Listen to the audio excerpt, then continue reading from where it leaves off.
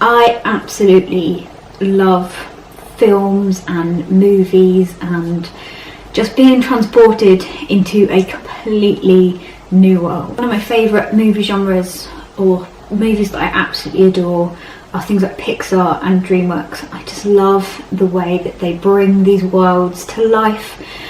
So much personality, and my head is constantly filled with the incredible concept art and characters and just awesome pages of artwork that are produced by these films. And obviously they are of the highest standard and they are insane, but I don't think any artist that likes these things can not want to aspire to produce concept art and work like that. But something like that, some passion and producing concept art and stories and bringing in worlds, kind of requires inspiration. It requires a spark moment. I'm pretty sure that you sit down and have to work hard and you go through things, but sometimes there's just something that catches your eye, or something that really kind of goes straight into your heart, that you're like, oh, I could do this. There's something here. I had one of those moments recently when I went rock crawling, and one of the great bit of rock crawling is that you get to witness a wild animal's life and how they live for, I don't know, a couple of minutes, however long you are there. This time I kind of stumbled upon this guy, this little tiny fish that didn't really seem to care too much that I was there, but seemed to be working very hard at what he was doing. The couple of minutes that I got to watch his life, he was almost joyously struggling against the current. And here's the video.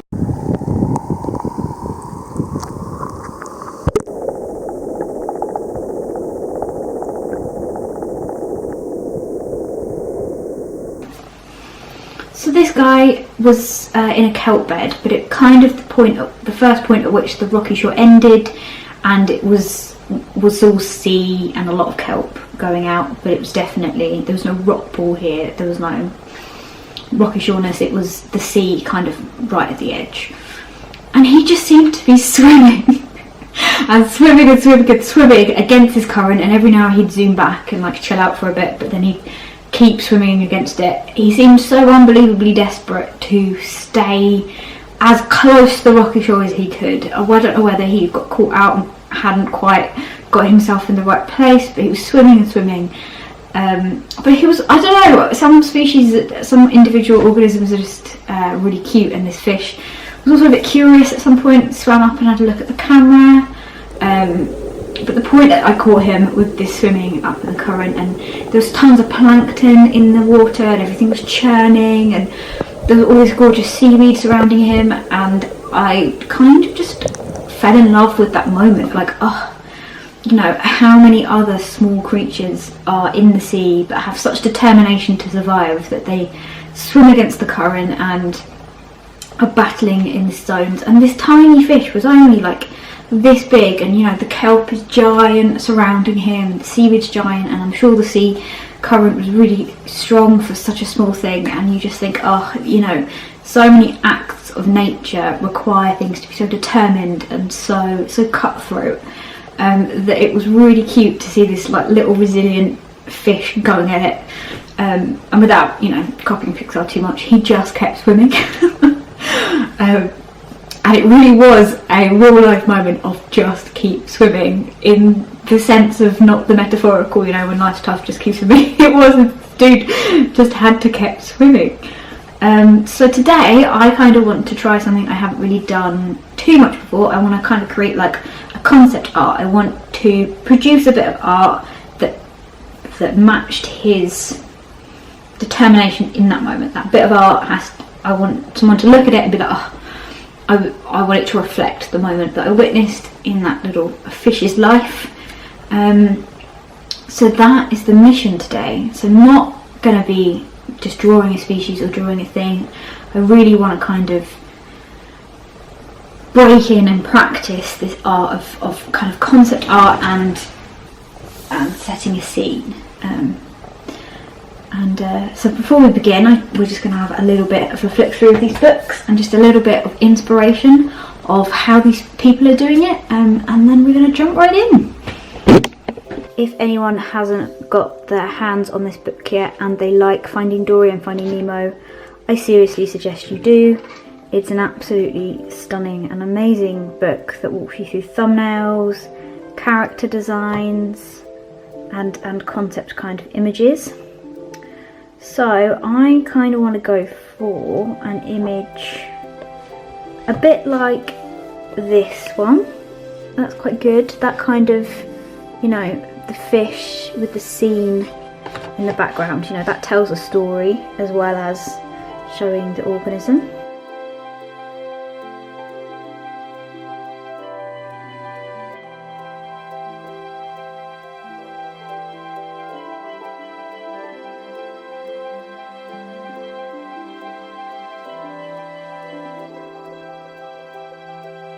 But yeah, definitely something.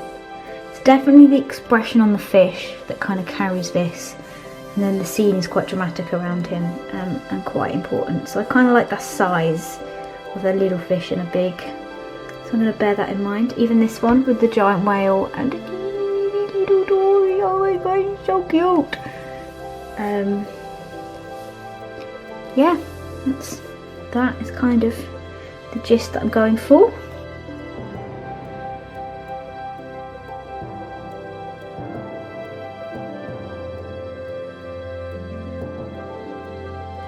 Again, I like this. This is from Puss in Boots, but it's the whole scene, and the little characters are just teeny weeny in the corner.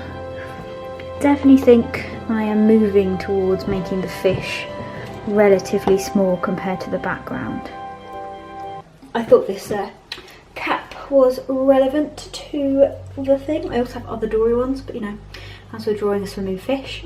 So looking at those books were actually quite good for inspiration. I know I said earlier about the kelp being really big and the fish being really small, but in my head I hadn't quite clocked it up with the fact that I could draw the fish itself quite small in comparison to the entire landscape that's going on.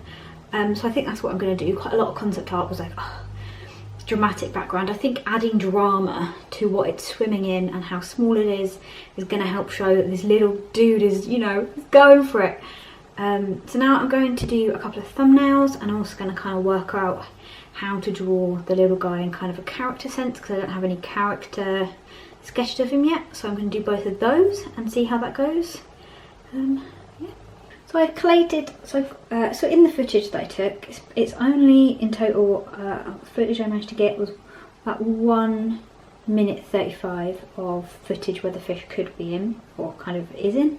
And just so that I have some reference points, I'm going to go through and print screen certain points with certain pictures that I want. I'm still going to watch the video, I think, as I draw, but because it's quite difficult for me to see the video quite small, I just want to make sure that I'm capturing everything. So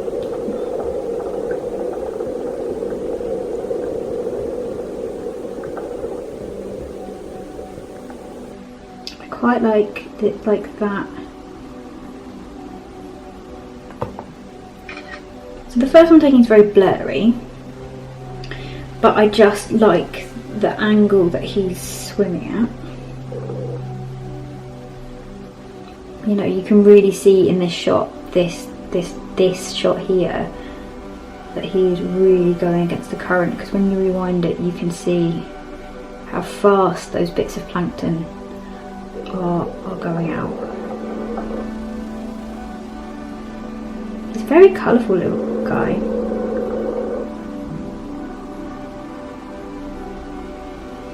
So luckily I managed to get him on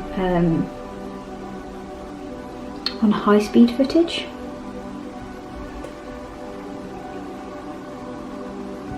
So I like this shot here because it kind of shows just how small he is compared to the kelp. I mean, this kelp isn't even, you know, isn't even that big.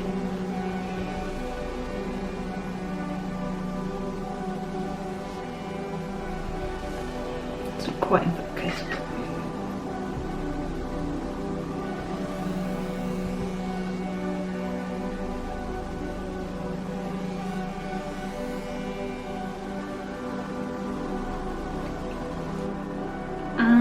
This shot's quite good because it shows that there's like a pebbly floor, so it helps kind of put into context where the fish is. I think we have enough screenshots. Okay, so I'm going to do a character sheet on with. So I think he's already got quite a lot of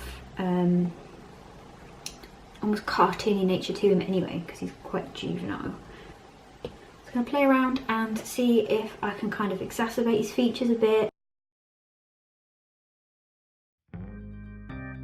Since I was going to do this little guy so small compared to the rest of the landscape, I knew that there wasn't going to be much room for detail, or the expression would have to be really kind of bold and in your face. So I really wanted to focus on just messing around really quickly with what type of faces look good. I know a lot of fish eyes do always point outwards, but to make it a bit more emotional, I preferred it when the fish's face pointed forwards.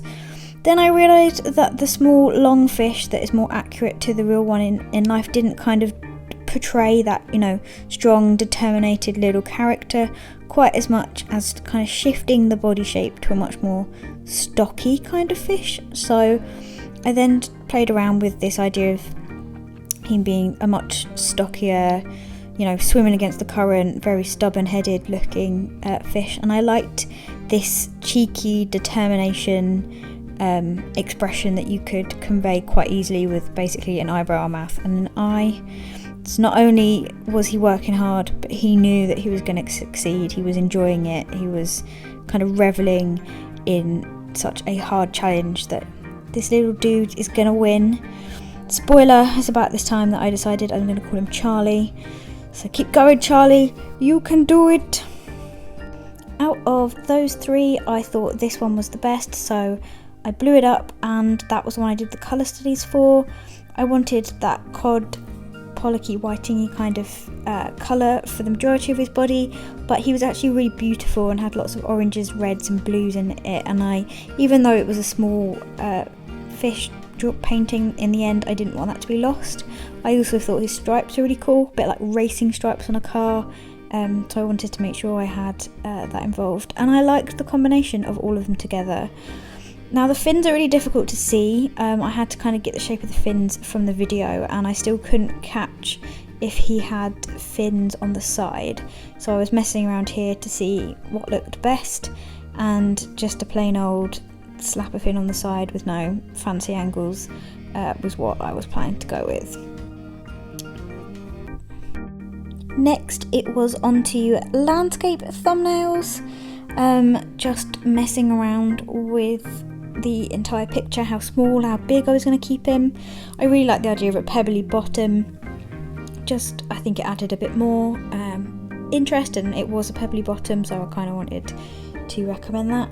I put the fish over this side on this thumbnail because I kind of wanted to be like, yes, he's determined, he's succeeding, and putting him on the left side was kind of like, yes, he's making his journey, he's, you know, he's not struggling that much, he's gonna make it.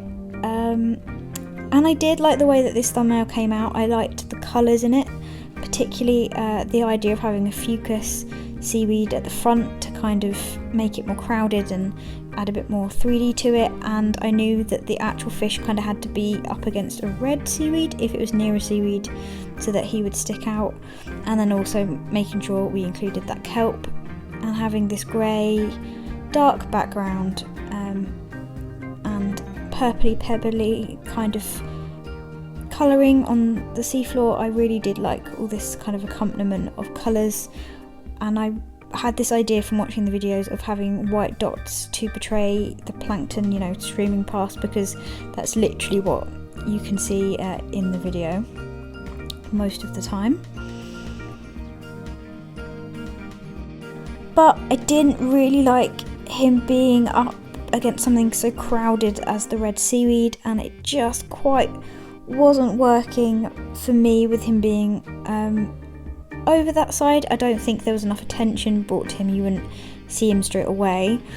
I kind of knew this next bit wouldn't work very well, but I decided to just try and see if just having the kelp be the main drawer and the fish be right in the middle so that you could see him, and I pretty much knew quite soon on in this thumbnail that wasn't really going to work. So I decided to move on to my third and final thumbnail, which I really thought kind of brought everything together. I moved the fish back. I think it gives more of a story actually, that he still has quite a lot of journey to fight. He's still fighting against the current, rather than, you know, him having already done this journey. I still kept the fucus in the front, and I kept the colour scheme, and I hid some of that red seaweed just so that it's not quite as messy and quite as overpowering. And I like the way that all the seaweed kind of frames you to the fish, so that you're looking directly at it because all the seaweed is there.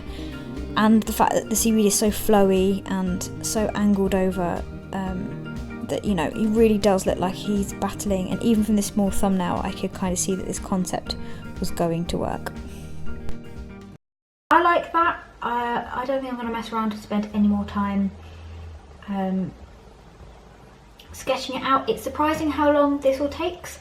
It's actually taken me a good 1 or 2 hours of just like looking through reference photos, sketching out the characters, sketching out the thumbnails and stuff, just because you're thinking about it quite a lot. But I think I'm just going to crack on and see how it goes. I mean, it is my first attempt after all, so it might not go very well, but let's get going.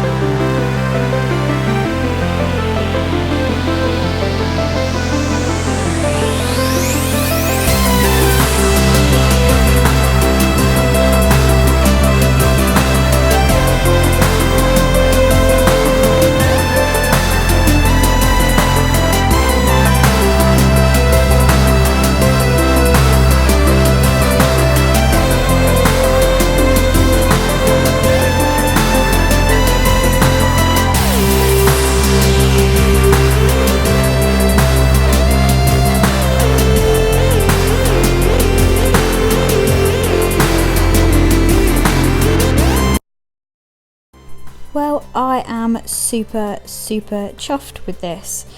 All the hours spent preparing and talking you through the process has really helped, and I think this is one of it just came out so much better than I thought, and this really does, for me, completely encapsulate the moment that I had with little Charlie here, the fish.